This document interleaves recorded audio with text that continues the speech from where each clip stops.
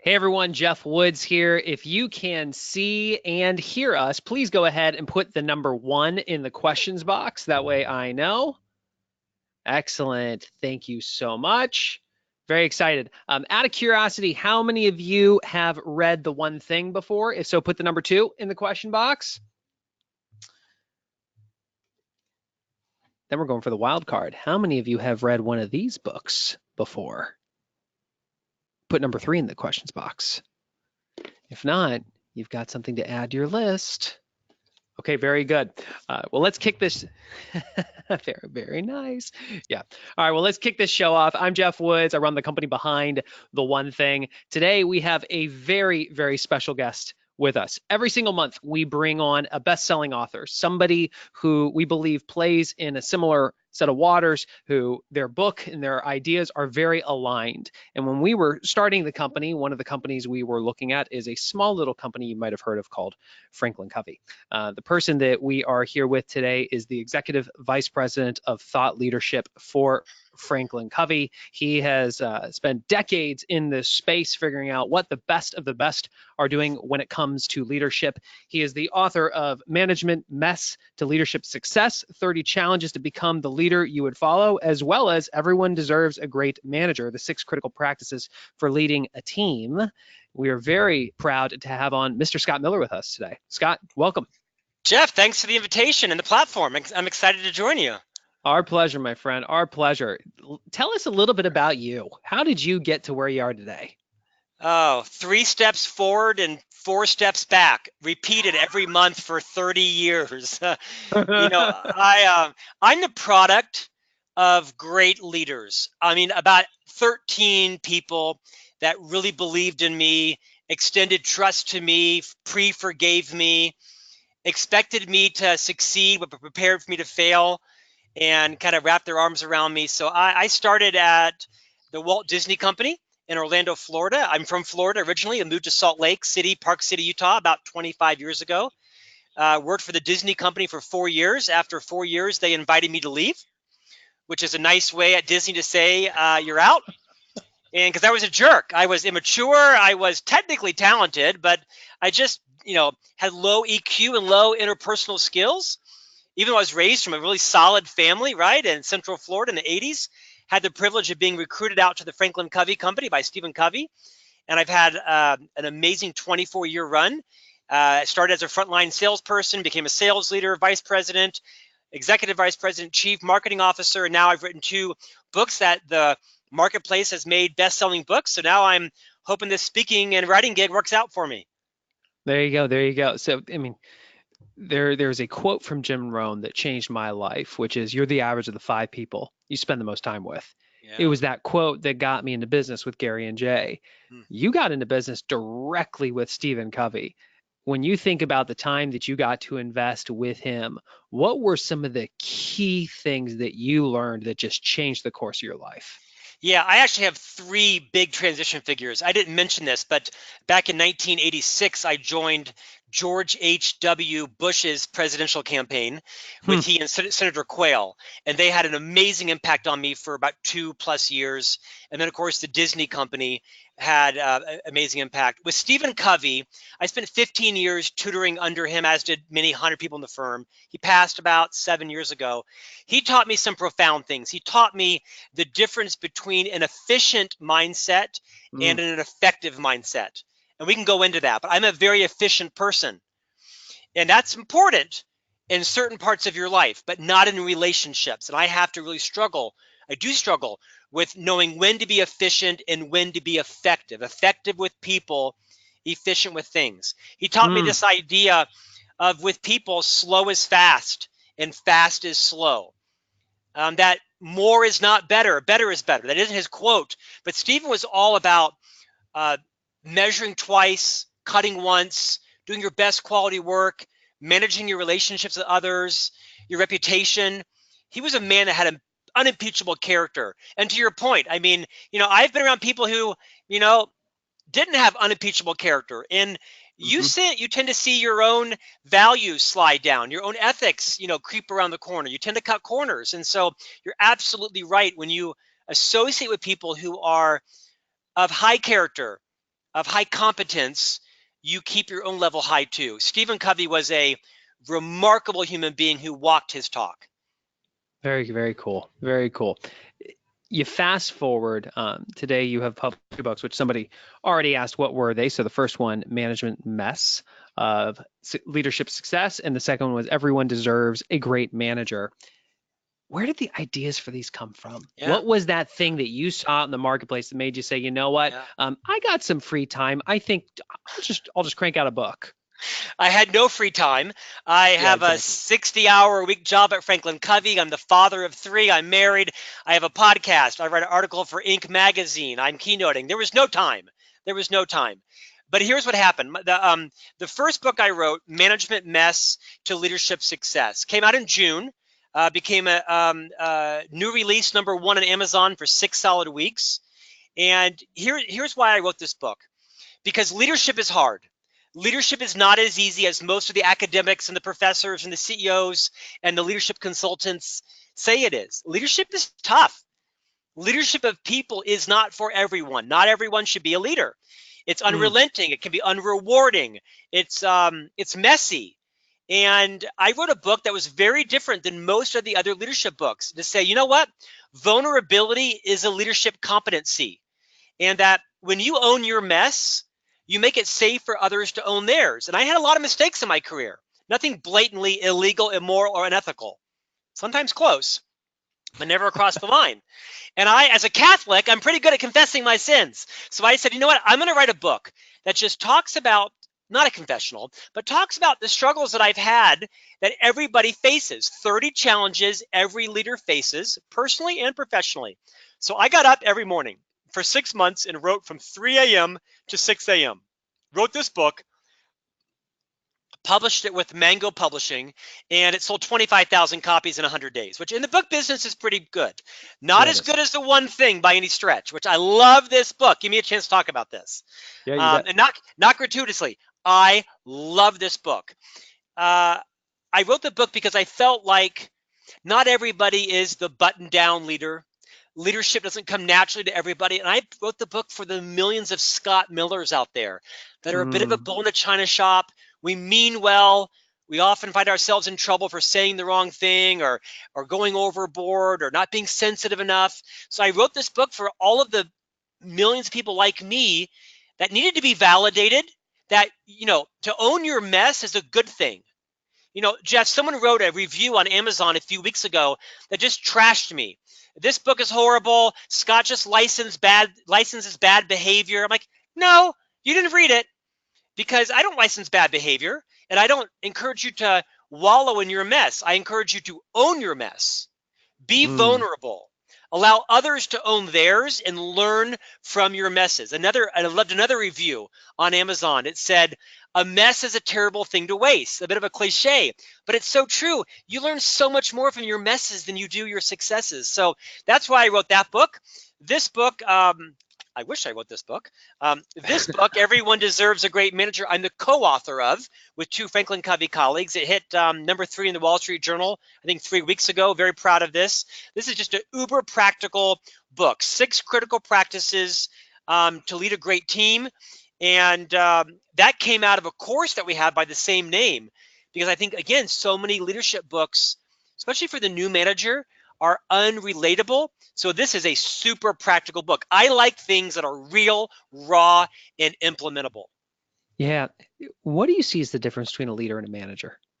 Yeah, it's another great question. In fact, we angsted when we wrote this book. We angsted over, should we call it Everyone Deserves a Great Manager, Everyone Deserves a Great Leader? I mean, there's a cottage industry out there debating leadership versus management, right? Dr. Covey used to say, manage things, lead people. I think there's as many similarities as there are differences. I think a lot of managers need to be better leaders. I think a lot of leaders need to be better managers. So I think everyone's goal is to be a better manager and a better leader.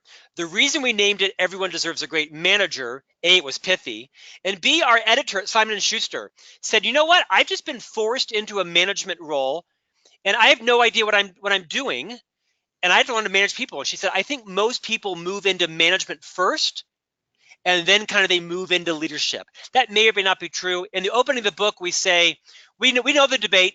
We're experts on the debate, but release yourself from it. We're going to use the terms interchangeably.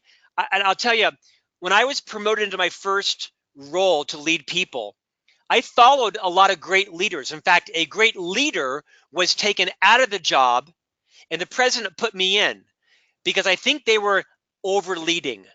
They were so focused on mission and vision and values and on strategy. No one was holding the sales team accountable for their forecast. No one was managing the pipeline. No one was really delivering on the quarterly goals. He was very talented. He could eat my lunch intellectually on an organizational development conversation, but they needed someone that could manage. And I think there's a season to manage and a season to lead. And sometimes we overlead and undermanage. So I would say the terms are different, but they kind of lockstep together. That's my experience. What I heard you say is leadership is a lot about the vision and almost teaching people the way to think, whereas management is that tactical accountability to accomplishing what needs to get accomplished. Yeah, well said. Nice recap. I also think leadership is modeling, right? Is modeling trustworthy behaviors, modeling respect, modeling the right values of the organization. Managers model, but I think a key leadership role is to model the culture, create the culture that people don't quit. Because as you know, the cliche, people don't quit their jobs, they quit their boss and their culture.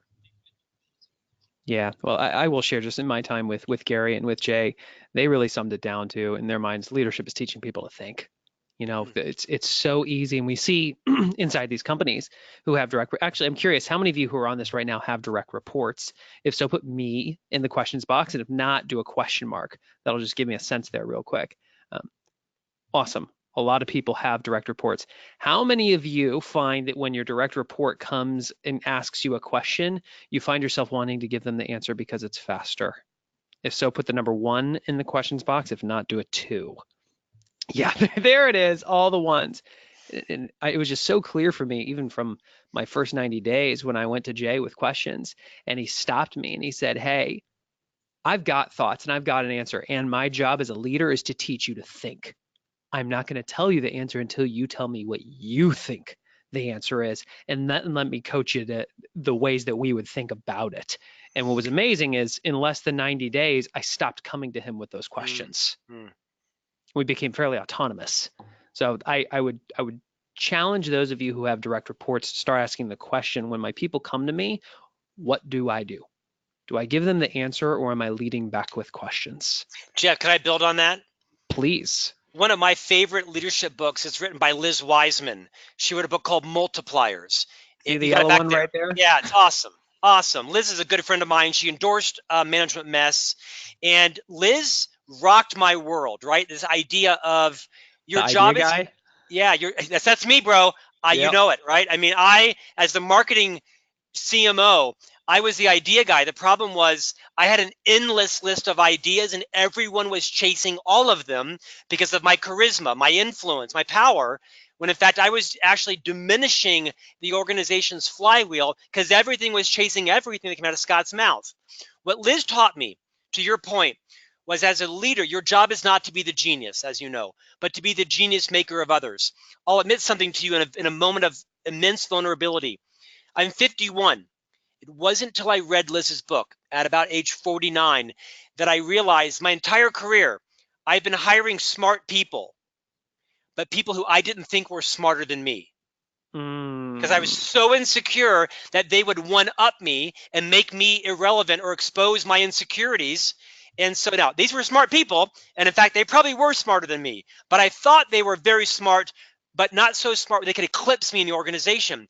And I came to realize, no.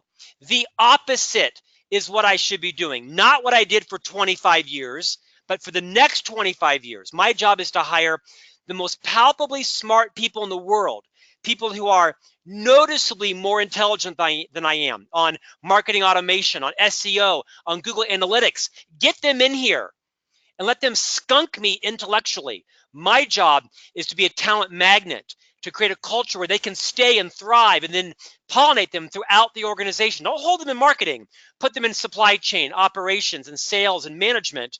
And I tell you, it took me a long time to learn that. Fortunately, I learned it at 50, not 60, but I would implore all your listeners, as a leader, your top job, you say to think, tied with that is talent magnet. Attract Mhm. and retain quality people that are palpably smarter than you are. Step back, cut the red tape out, let them do their job. Yeah, yeah. Well, and I think Gary was talking about this the other day. The way that you attract those people, first and foremost, you have to cast a vision where they can actually see having everything they could possibly want by being inside your world. You have to cast that big vision for them so that they go, "Whew, that's the Yep. rocket ship I want to be on." And then once they're inside your world, you're teaching them to think so they can get what they need when they need it. They're not stifled. They're actually able to thrive inside your environment. That the top question that's asked of all of Franklin Covey's new hire candidates, what's it like to work here? Everyone wants to know this, right? 3.5% unemployment. People have options. People now, it's a buyer's market. People want to know, what's it like to work inside this organization? Because people don't have any tolerance for bad bosses anymore, or for dictatorial leaders, or any of that, right? You can go Yep. across the street, earn the same amount of money or more. When you realize that you spend more time at work with your colleagues than you do awake with your family and friends, you want it to be an as untoxic, healthy, positive culture as possible. That's a leader's job. So let's because there's an interesting balance that needs to get struck here because there's we're a culture of people. We put our people first. We create this Yeah, amazing environment all around our people, and you counterbalance that with a culture of results yeah, where people are clear on their expectations and it is a results oriented culture. yeah, What are the simple things that people can start doing to strike that balance? Because I've got to imagine if you have too yeah, much of one and not yeah, the other, it falls apart. yeah, absolutely, right? No margin, no mission, no mission, no margin. I think this idea that people are an organization's most valuable asset is total bunk. That is not true. Hmm. It is the relationships between your people that are your most valuable asset. If Jeff is a Rhodes Scholar and Scott graduated from MIT with a master's in chemical engineering, but we can't get along, if we can't collaborate, if you and I can't work through our messes or challenges, then we're no good to the organization. We've got to have the interpersonal maturity and know our blind spots to work well together. It is the relationships between people that is every organization's ultimate competitive advantage. To your question around a results oriented culture, everyone wants to win, right? Everybody wants to crush it and win, whether it's on revenue, product development, client retention, living your mission, giving back to your community. Hmm. Everyone wants to win, so everybody needs to know if they're winning. So I think great leadership is also around setting very clear, achievable goals. That doesn't mean they're not stretch goals, but Hmm. there are some leaders that set their goals so high where you can't achieve them, because if you achieve them, you lose. If you win, you lose because the goal must have been set so low. So I think Yeah. there is great psychology and deliberation in setting goals that are stretch goals that people can accomplish, and they know if they're winning, right? The goal is from X to Y by when. It's very clear. Mm. We're going to increase revenue by $480,000 by October 31st, and then here is my contribution, here is your contribution, and you then peel that down into behaviors. I'm going to go see 14 clients in the next 3 weeks. How many clients are you going to go see? How many hours are you going to have in FaceTime meetings? If you want to build a high performance culture, the leader has to decide that they have to learn something new or do something different, and have the vulnerability and the courage to walk out to your team to say, you know what? I'm going to go do this. I'm going to go hold 4 open houses this weekend, right? Or whatever it is. I'm going to go prospect with 14 more mortgage brokers, whatever that industry is. Now, what are you going to do? And if you need some help, I'm happy to brainstorm it with you. Once you take these audacious goals and break them down into behaviors, and you hold everyone accountable, including yourself, you will have a results oriented culture. You said something there that I feel is easy for people to skip over. The world doesn't need a new way to set goals.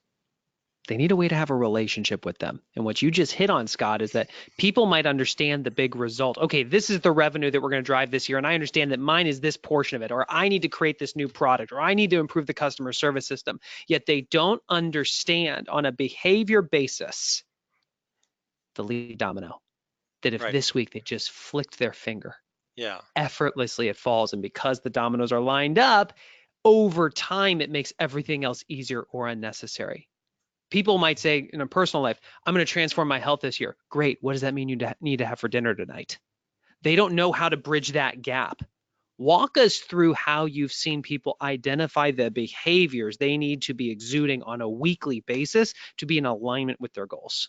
Yeah, I think that every one of us has some blind spots, right? We all have some lack of self-awareness. And sometimes it just takes the leader to sit their team member down, not prescribe, but let's talk about it. Let's brainstorm. What are the things you could be doing specifically to help you progress your goal? I'm going to segue because this is going to feel gratuitous, but I'm passionate. I'm on your podcast because I am passionate about what you teach. I read 100 business books a year. Like you, I host a pretty widely distributed podcast. In fact, it's the largest leadership newsletter in the world now. And I read this book as one of 100.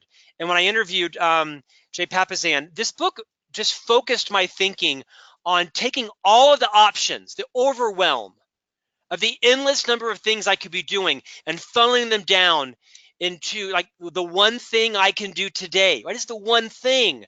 And the book is so simple, but it's so prophetic to really narrow your focus. Because, more is not better. Better is better. And if you really have the discipline to say no to good at the expense of great, you'll see magic in your career, right? Because none of us have less options today than we did last week. And next month, we're going to have exponential more options. And next year, it's not getting easier. It's getting more complicated with more choice. And I think the difference is the leader that has exponential impact builds as a skill discipline and discernment. And to your book, The One Thing is really able to exercise extraordinary focus and the ability to say no to everything else. And there's no magic on what that is, right? I mean, you have to be very deliberate. You have to some trial and error. But the most impactful people I know are doing few things. I mean, look at Seth Godin. Seth Godin is a dear friend of mine, endorsed my book, been on my podcast, been to his home, been to his office. Seth is the most calibrated, deliberate person I know. He really does one thing. He writes a daily blog uninterrupted for, I don't know, like 15 years. It's free. It's every day. Hasn't missed a day. Everything else flows from that. His speeches, his books, doesn't consult. He has, his alt MBA, but his one thing is every day he writes this blog, and it's the largest followed blog in the world because he practices what you've written about in The One Thing. I would challenge you, who's with us live or listening to this later on the podcast, what is your one thing? There are some people like a Seth Godin who have a clear one thing that stays consistent every day. And if you have that thing, like for many salespeople, it's lead generation. On a 66-day challenge and make that thing a habit that sticks. And if you're a leader and you've got multiple priorities that are balancing, I would just ask, if I ask you to show me your planner or show me your calendar, would we just see time every day reserved for you to just knock that lead domino down? Or are you spending your days in your inbox, going from meeting to meeting, looking up at the end of the day, going, I was busy. Did I get anything done? Jeff, can I build on that? They're not paying me. I read 100 business books a year. I'm in the book business. This book, next to Liz Wiseman's book, by the way, Leif Babin co-wrote the book Extreme Ownership. Had him on a few weeks ago. One of my favorites as well. This is one of my top 3 books. This book had a profound impact on my career, and I've had a fairly successful career. But when I read this book, the timing was genius because I was in the middle of hosting a weekly radio program on iHeartRadio. I was Yep. hosting a leadership podcast for Franklin Covey.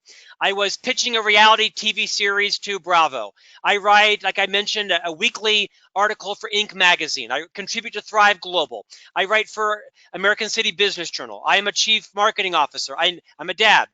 I'm selling a book to HarperCollins. I'm writing this book. Everyone deserves a great manager. When I read this book, I tore out several pages and put them on my nightstand. Is the concept, is it plan to the now? I may have it wrong. Goal setting to the now. Goal setting to the now. And this book like rocked my world. And I said, I have like 15 things going on.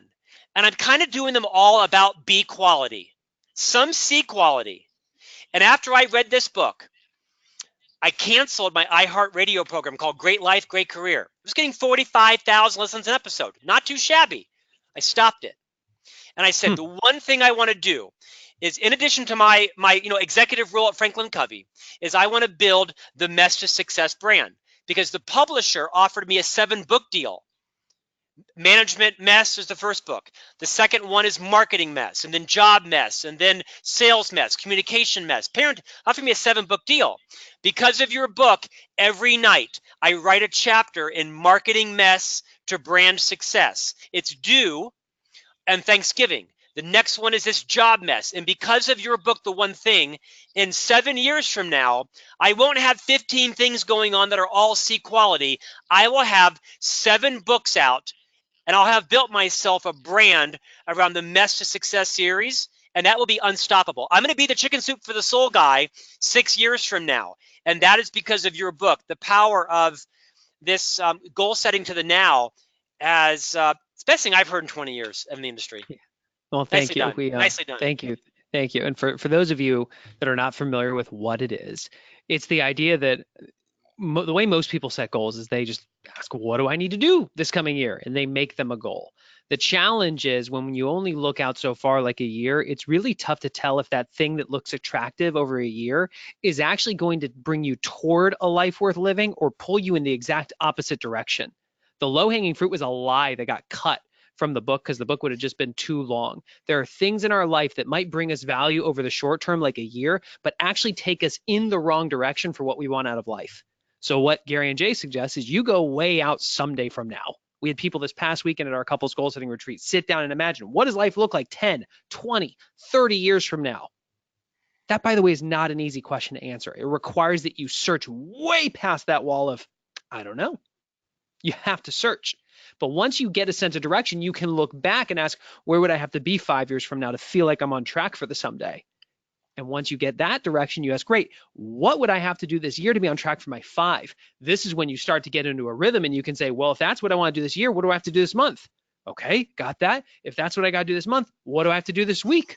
And if that's on the week, what do I got to do today? What do I have to do right now, to the point that you know that if I look at my 411 before I look at my email, I'm checking my priorities before I check everyone else's. That is me acting in order of priority and developing a habit that takes me where I want to go. You ought to have a podcast. Damn, you're good, man. That's good stuff. Thanks, man. It's true. Thanks. It's true. I credit The One Thing with my ability to say no to like 5 really good things and say yes to one good thing. And every day when I get up now and I write the chapter in my third book, but the second in my series, I credit it to the thinking in The One Thing, because that's going to get me to my end result. Well, thank you. We appreciate that. I'm curious. You mentioned you have kids. How old are they? I have 3 boys, 5, 7, and 9. Okay, sweet. So my kids are 6 and 3. So we both are in the young age. What are you teaching them that you wish every kid learned? Oh, I'm very clear on this. We are a religious family. So I am teaching my kids that they have a purpose and that they were created for a purpose. And they may not know it yet, and they may not know it for a long time, but they were created for a purpose, and that their job is to uncover that purpose, discover it, or if they can't discover it, create it, and just eventually work towards understanding it. I'm working on building my children's self-esteem, not overinflated. I'm working on creating 3 gentlemen that we respect people, that we understand people have different choices and decisions. What they do is not what we do. What their family does isn't what our family does. That at the end of the day, my goal is to have these three boys remain friends for life. They need to Mm. forgive each other. They need to tolerate each other's differences. They need to love each other, because my job is to launch them well into a tough world. But at the end of the day, these three brothers have been given a major gift. I mean, three brothers that are like 2 years apart, that's a huge gift. You won't see it most days at the dinner table, right? Or in the morning. Lots of fighting and hitting and screaming and going on. But I'm teaching them respect your parents, respect your teachers. We don't smoke, we don't vape, we don't drink before the legal age, we don't do drugs, we don't use pornography. Uh, this is not a strict household. We just have clear standards, and we don't pick our standards on what the neighbors are doing, or who has an Xbox, or who has, a snowmobile, or who's doing football. We're very clear on what we do in our family, and I'm proud of our boys. They're great boys. It's a lot of work, as you know. 3 was a tipping point. 3 was Yeah. insane. 3 boys in 5 years, I do not recommend. The world needs a kinder, gentler place, and we're creating 3 young gentlemen who are going to contribute to that. I have no idea if they're going to go to Stanford, or if they're going to go to become a plumber. Both are great. I want them to be happy and joyful and kind. Well, here's what I'm hearing out of everything you just said. There's purpose and intention behind it. You're not waking up every day and going, I hope I do a good job. It's No, clear that yeah, you and your wife have thought yeah, it through and yeah. asked, how do we be appropriate in the moment as parents so that we're teaching our kids to think and get what they want out of their life? And that brings me to the next question, which is the title of this episode was how to become the type of leader you want to follow. Yeah. So here's my question for you. What's the one thing someone can do such that by doing it would make them the leader people would want to follow? Gosh, the one thing I'm going to share a thing, Okay. because there's so many talents, right? Listening, empathy, clarity, having high courage conversations, talking straight. I mean, there's so many things in the book. I'm very passionate about vulnerability. As a leader in an organization, if you want to create a culture where people achieve extraordinary results, they need to know that you love them. And love means different things in different cultures. Whenever I keynote, Jeff, I'll always ask a question. And it goes like this. I say, why is the guy 3 cubicles down from you eating popcorn for lunch on Thursday? Why is the guy 3 cubicles down from you eating popcorn for lunch on Thursday? And hardly anybody ever gets it right. Except yesterday, I was keynoting to an NBA team, the top 50 leaders of a fine NBA organization. The CEO was there, the company ownership was there, top 50 leaders. The only person in the room that could answer the question was the administrative assistant to the CEO. And the answer is the reason the guy is eating popcorn on Thursday is because payday is on Friday. Mm. Because the guy just put his last $3 in his gas tank to get to work and to get home.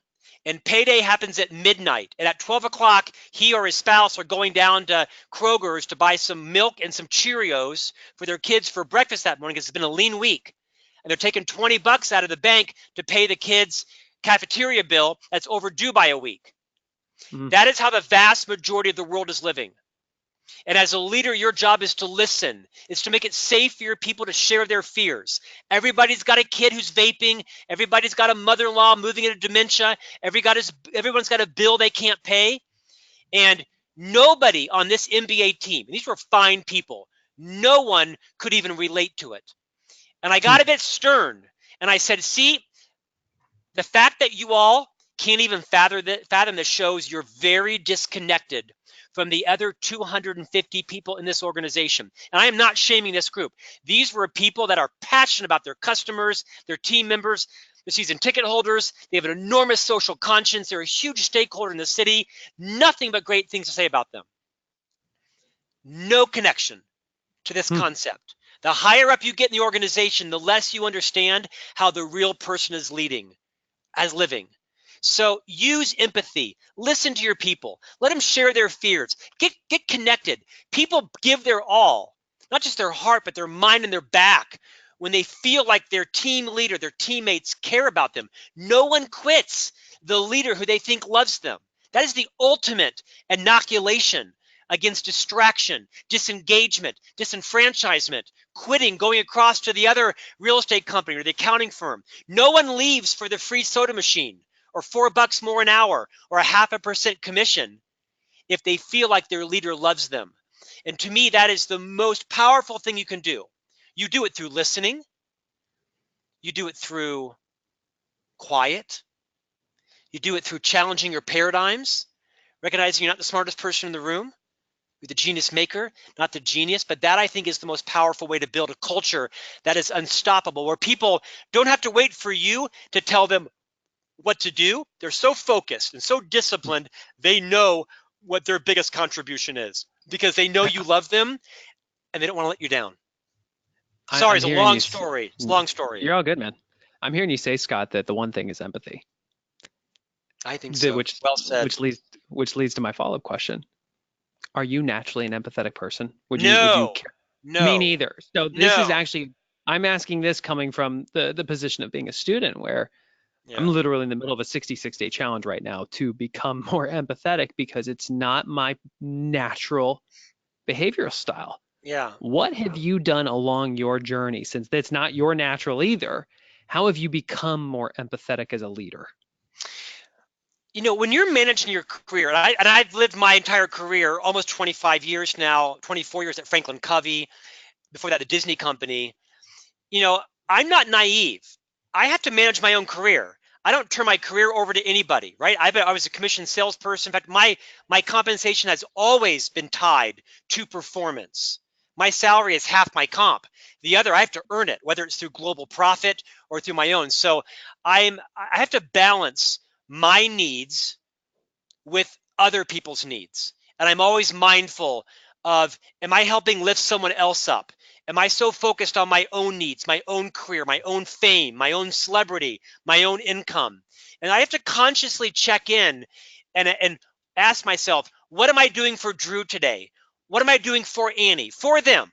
Not what am I doing for them so they can do for me? What am I just selflessly doing for others? To me, it's a question I ask multiple times a day because I'm a naturally generous person, but I'm not Hmm. a naturally empathic person because I talk a lot, as you can tell. I have got to shut up. I've got to listen. I was reading a book. I'm getting ready to interview Brian Grazer, the famous producer from Imagine Entertainment, for my podcast. He wrote a book called um, uh, The Curious Mind.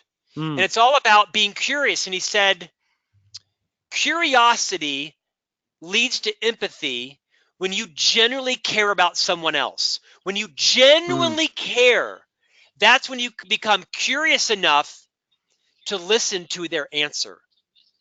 And it's a frame of mind, Hmm. right? You grow it. Um, so it's a struggle for me too. I have other great qualities, right? I'm an honest person. I'm a loyal person.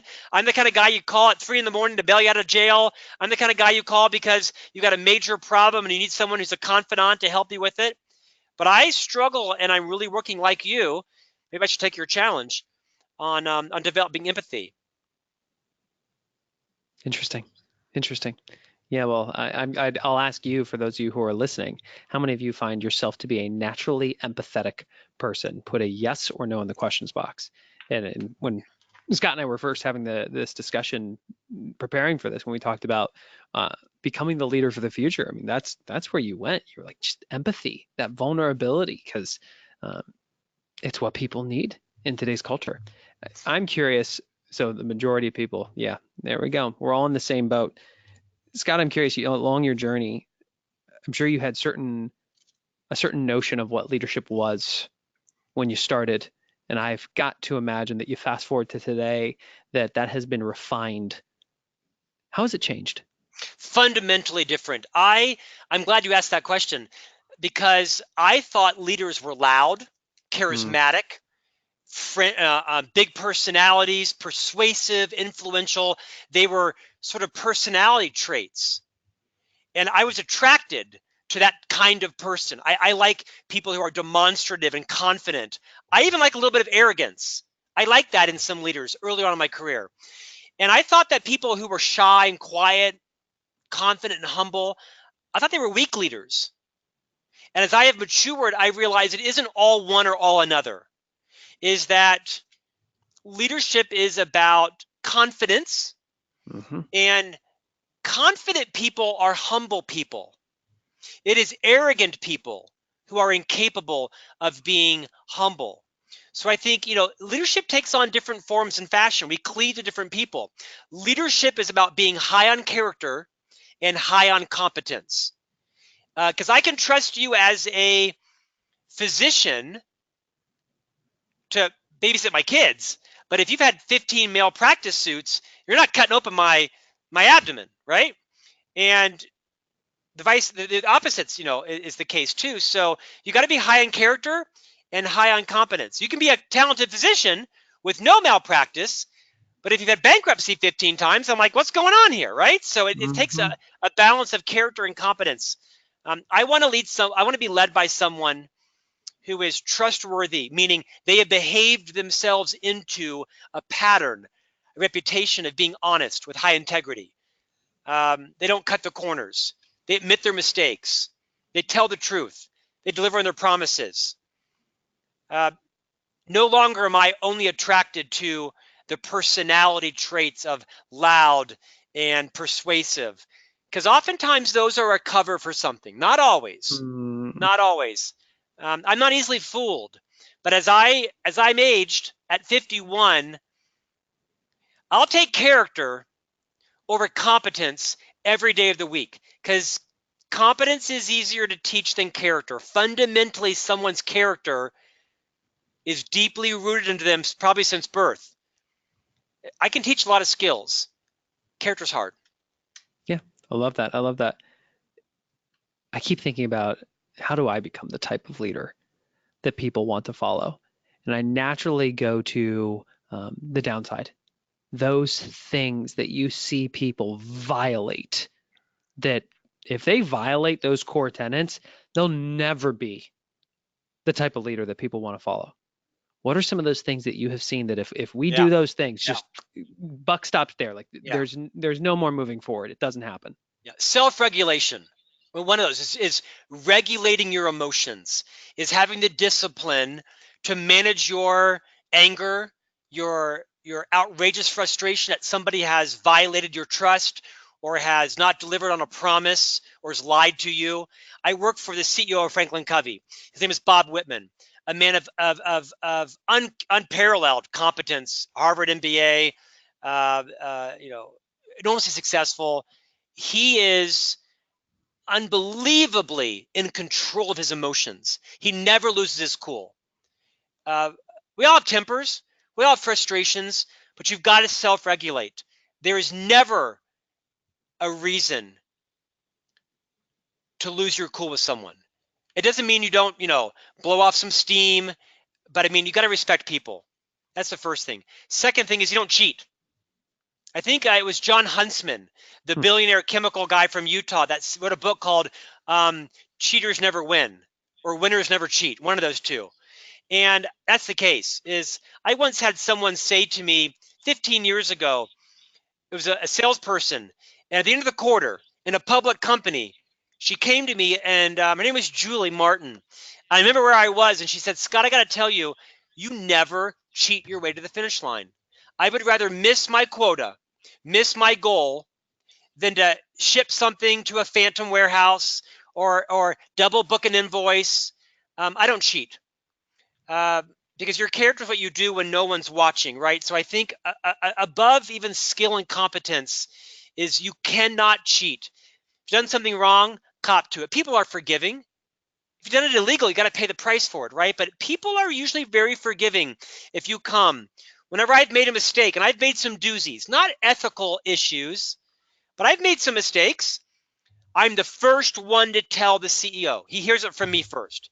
I Hmm. walk in, and because I want him not to be ambushed by somebody else. I just lay it out. And you know what? The consequences are the consequence. Fortunately, I've never done anything material enough to warrant dismissal. We've all had mistakes in our lives. Self-regulate your emotions and never cheat. I love that. I love that. A very clear compass to go by. Yeah. I'm staring at your book in front of me, Management Mess to Leadership Success, and it's the specific subtitle, the 30 challenges to become the leader you would follow. What is of all the 30 challenges, what's the one that is your favorite that you've gone on Yeah. that helped you become more of the leader you Yeah. want to follow? 100% number 4, declare your intent. And this idea of absent facts, people make stuff up. Everybody it's true, right? It's true. It's an old PR adage.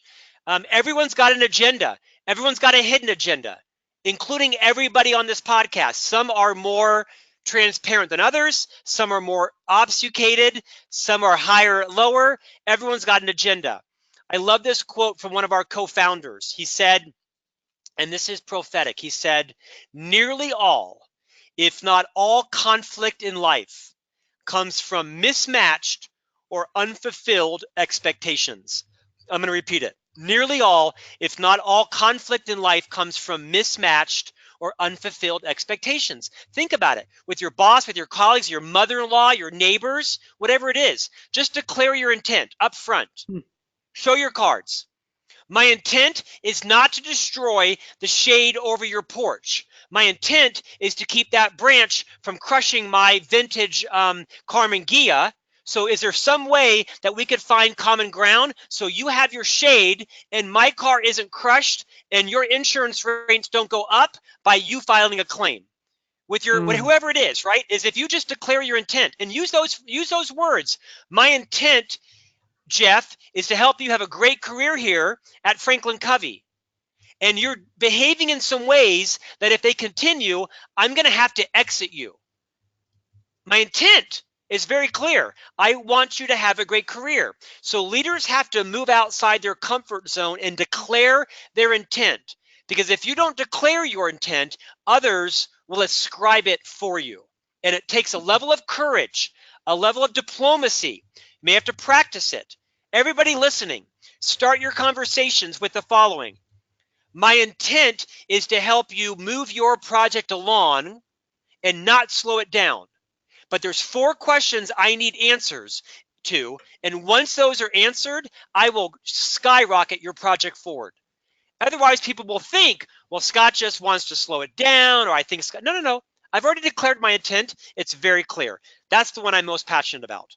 Oh, that hit me so hard. Within the last year, I remember hearing somebody, I'm a part of a group of family men who own businesses rather than businessmen who happen to have families. Very clear on the order of those two, called Front Row Dads. And I remember somebody saying that uncommunicated expectations are merely a down payment on resentment. Love it. And we were talking about it in the framework of our relationship with our wives, but how many times do we have these expectations that we never communicate, and it's just we're laying the foundation for the resentment, baby. And daily. Oh yeah, and it applies to our professional life. So I love the idea of declaring your intent. Yeah. Let me ask you this. So we've knocked that domino down. We become the type of people who declare our intent. We've earned the right to go on another challenge. What would number 2 of the 30 be for you? I think this idea of number 12, lead difficult conversations. In every aspect of our life, you've got to summon the courage to discuss the undiscussables. Now, you have to do it by balancing, consideration and diplomacy with an unbridled level of courage, because I've been known to eviscerate people verbally because I have few boundaries. I'll discuss your body odor. I'll discuss your breath. I'll discuss your punctuality. I'll discuss your pipeline. I'll discuss, whatever. Because as a leader, you don't want to be the person who perpetuates their blind spots. The biggest gift you can give to your people is to move outside your comfort zone and talk to people about their blind spots. Inevitably, I'll be in an airport, Jeff, and someone will see me after I terminated them 15 years ago. They'll say, Scott, let me tell you, you were often a jerk. but you were the one leader in my career that had the courage to call out this or that. So I think the next one is this idea of leading difficult conversations. People say to me, Scott, but it's so easy for you. Yeah, I came out of the womb talking straight. No, I didn't. I screwed up tons of them, right? And my HR file isn't a file. It's probably an expandable folder because I got the first couple dozen wrong. But like a muscle at the gym, you grow and you learn and you practice them. And so as a leader, it's okay to say, hey, Jeff, I called you in today because my intent is to help you have a great career here. And there's a topic that I want to discuss with you. And quite frankly, I'm a little bit nervous about it. And I might use the wrong words. I might even need a do-over. But I want to talk to you about your contribution to this project. It seems like you're not carrying your weight, and people are beginning to talk about it. That is your gift to everyone, is leading these difficult conversations. Become that transition figure in someone's life where you have the courage not to be liked, but to add value to what they can't see. Everyone's got blind spots, including you. And there's that person in our life that has the courage to move outside the chance that you might not say it right, or that you're too much of a pansy, or you haven't thought, you know what? Sit them down, declare your intent. I love you. I care about you. Something is going on. I'm not sure you can see it. I'm just going to let it out. I may need a do-over. Please don't judge it. My intent is to help you. That is a leader I want to work for. Yeah. When you say it, it sounds so simple. And I can think about the times in my life and just the other leaders that I know where even though we understand, if we don't say that, we're not serving them. There's something that still stops us. And you said it, getting outside of your comfort zone sounds simple in words, really challenging to do.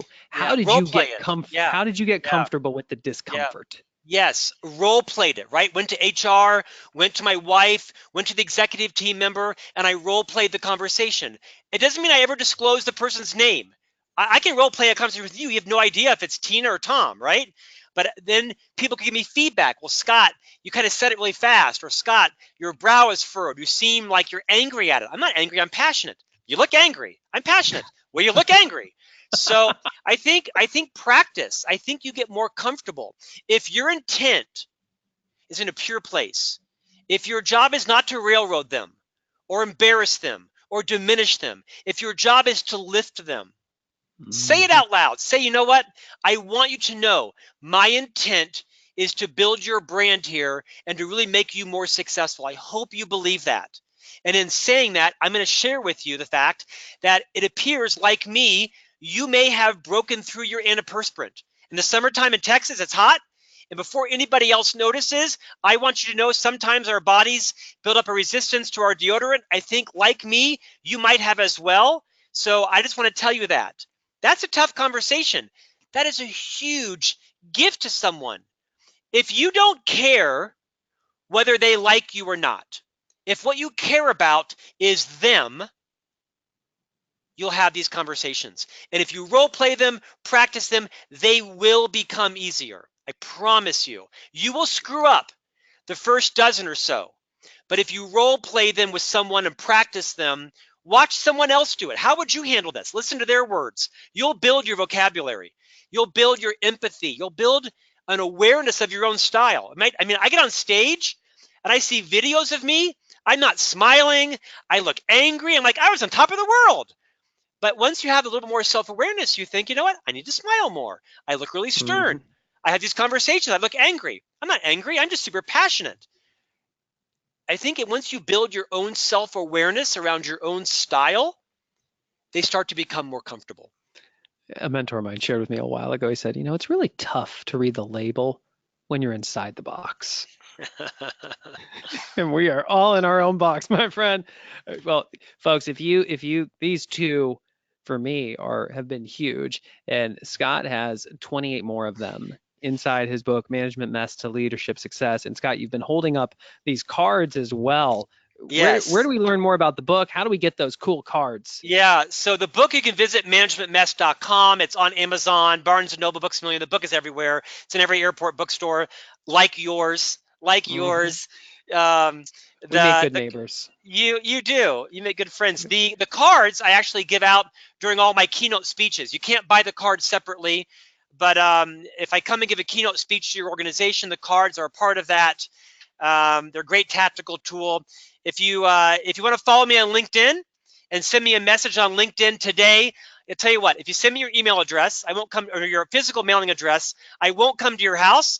But if you send me a message on LinkedIn, give me your physical mailing address. Tell me you heard me on the One Thing podcast. I'll have my colleagues ship you out one deck of cards. Anybody listening today, find me on LinkedIn, Scott at Franklin Covey. And if you send me your physical mailing address, I'll send you a deck of the cards today. How's that? Is Drew gonna hate you now? No, Drew's a MacGyver. Drew is MacGyver. Drew There says you yes to everything. there's a book about that, you know. Well Well, said. Scott, I really appreciate you coming on and investing your time to share your experience. I love everything that you said, and very specifically the declaring your intent. I think made me really reflect on the conversations I've had where I have an opportunity to top grade by simply saying at the beginning, this is what I'm trying to accomplish. This is what Yeah, success looks like to me. This is where it's coming from, and hope that the spirit matches. yeah. Well said. My honor to be on today. Thanks for the platform. Awesome. All right, folks. Well, that does it for this month's webinar for The One Thing. Every month we have a brand new author. If you go to theonething.com/webinar, you can see who's coming up next month. This will also be released on the podcast in the very near future. Thanks all, and get to your next meeting.